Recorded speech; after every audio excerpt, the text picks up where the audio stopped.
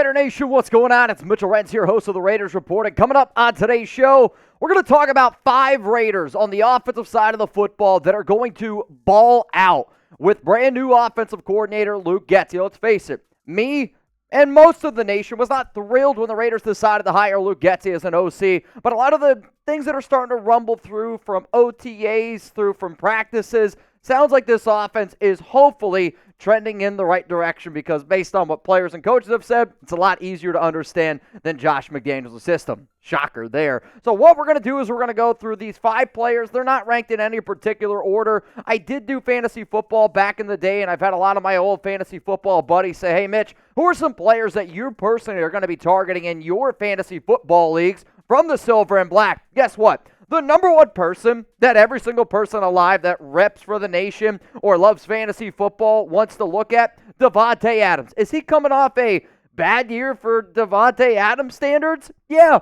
he is. You know what? He really, truly is. But even that is not a bad season. 103 catches, 1,144 yards, and 8 touchdowns. That's also with Jimmy Garoppolo, Brian Hoyer, and rookie Aidan O'Connell. Davante has a good relationship dating back to when Getsy was a member of the Green Bay Packers from 2014 to 2017. I am anticipating a team that is going to throw the ball plenty to number 17, a team that is going to target Davante Adams. If Davante can put up the numbers that he did last season in that situation with Josh McDaniels, then I'm just telling y'all this right now. I think anybody out there that doesn't think that he is going to see another 160 targets plus and that he's not going to get close to 1,300 yards and double-digit touchdowns, you, my friends, are also sleeping on Davante Adams. So if you haven't yet, make sure you smash that like button if you think that Tay is going to get double-digit touchdowns this season. When you look at the past 4 seasons, 3 out of the past 4,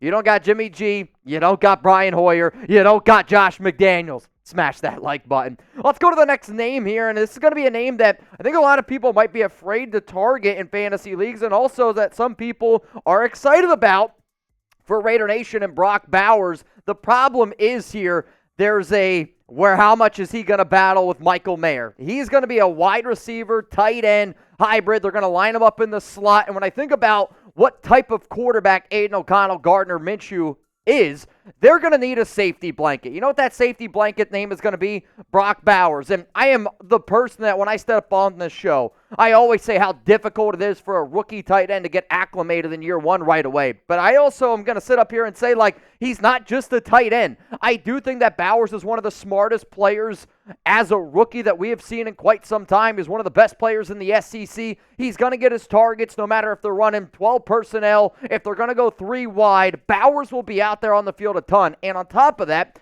Luke Getsy loves tight ends, and he's going to figure out a way to draft Bowers. I mean, the Raiders needed a corner. The Raiders needed an offensive lineman. But guess what? They went best player available. Why? They got big plans for the man from Georgia. So let's play a game here, because this is what the Raiders Report's all about. It's going to be the pinned comment on today's show, which means you're about to get hit with the YouTube ad break. I want you to scroll on down and type M for more or type L for less. More or less than 1,000 receiving yards combined for Brock Bowers and Michael Mayer. My answer after this YouTube ad break. My answer is more. I do think that Bowers and Mayer are going to be used, and quite frankly, I think a lot of people are even sleeping on the fact of Michael Mayer having himself a solid season, which is where we're going to go to next. Did the Raiders draft Bowers? Yes, they absolutely did. Is Bowers going to get more opportunities than Mayer from a pass-catching standpoint? Yes, he is. But I am also going to sit up here and say that if you're going to go out there and ball out, one of the parts of balling out for Mayer is not only being a reliable pass-catching tight end, being a reliable red zone option, but also going out there and being able to block. You saw Mayer get worked by Max Crosby last offseason and right before his rookie season started. Then as the year went on, got better and better and better and better at the whole blocking thing. This season, he's dropped about 10 pounds. He added a little bit of speed, and, I mean, let's face it, he's got his second year here, which is going to be a big thing going forward for Mayer. He also knows that Bowers is going to be right there, and if he's not careful, Harrison Bryant has already taken some jobs from guys like David Njoku. He's taken a job from Austin Hooper before when they were members of the Cleveland Browns. But I'm telling you what, Michael Mayer is motivated. He's going to have himself a solid season. I'm thinking somewhere around 500 receiving yards, and if he can get close to 6-7 touchdowns, Mayer is going to be a hell of a player with Luke Getsy, and he's going to get a lot of opportunities. And I think, quite frankly, people are sleeping on the former Notre Dame Fighting Irishman. All right, if you don't already know, we got some awesome Raiders hats here available for you. And when I say some, I really should say hundreds. We got hundreds of Raiders hats available, and if you want to go get your hands on them, it's chatsports.com/Raiders hats. We got them from trucker hats, the snapbacks, the fitted caps, which I can't really wear a fitted cap because I got a small dome. Yep, I know. Spoiler alert. But hey, seriously, whether you need an awesome gift idea or whether you need the brand new Raiders draft hat, if you want to know what hat I have, I actually just got this one, and I'm starting to turn into a really, really big fan of the corduroy hats. Chatsports.com/Raiders hats. That link's available to you all down in the comments and in the description of today's show. Let's go to the next name here, Zamir White. And Zamir is putting himself in a very interesting situation. And when I say interesting, I mean it in a good way. He's going to get an opportunity to be the main running back. And you already heard him talk saying, hey, I've been working on me being able to catch the football. Zeus knows that this is maybe his only opportunity that he's ever going to get to be the number one running back on an NFL team. If he goes out there and he plays the way that he did the final 4 games of last season, he's going to continue to get more and more work. However, though, the fact that the Raiders typically, when I say the Raiders, I mean Getsy, Telesco, and the Raiders running back coach, Cadillac Williams, have gone with a running back by committee. If you're Zeus, you're like, I got to I got to start right where I finished. Giggity. 21 carries, 99 yards, 4.7 yards per carry, and he averaged a quarter of a touchdown per game in the final 4 games last season when Antonio Pierce and when, Zeus really started to take over when Josh Jacobs went down. If you take those numbers and you look at them from an entire standpoint this season, that's 357 carries, 1,683 yards, and 4 touchdowns. If he gets that many carries and that many yards, I promise you this, he's going to be near double-digit touchdowns. And if you're like me where, you know what, the offseason's about the hype. Zeus is putting in work in the offseason, and I will admit, I made this picture.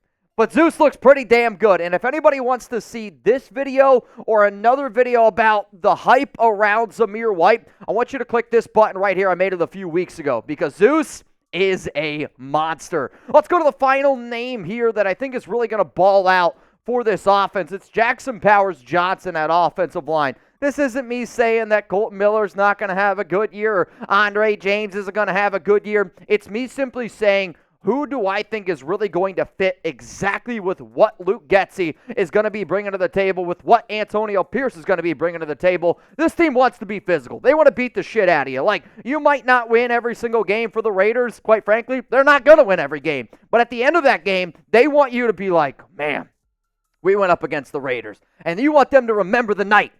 I was going to say that they played the Titans. But when they played the Raiders, because Jackson Powers-Johnson is going to be a one mean mother effer. He's going to be up the field. He's going to be hitting people. He fits this blocking system, I think, just about perfectly for a rookie. And you do sometimes see a little bit of a learning curve. Quite frankly, I don't really expect to see that much of a learning curve with JPJ. So one more time, I wanted to make this show just based on players that I think are going to have really solid seasons for the Las Vegas Raiders with Luke Getsy this upcoming year, but I also have done this show for a long time, and I have put out a video on this channel every single day for 3 years straight now. We're getting close to 4 years, and I also know that I definitely left some people off my list. So here is your opportunity to go down in the comment section and tell me where I went wrong, and you can also yell at Jeremy for not making me putting extra names on my list here. So please let me know, who did I leave off my list? I'm just going to be honest with you, I am making these videos a little bit ahead of time. One of my best friends, I'm going to be in his wedding. His bachelor party is this week, so that's why I'm not going live as often as I usually do here on the Raiders Report.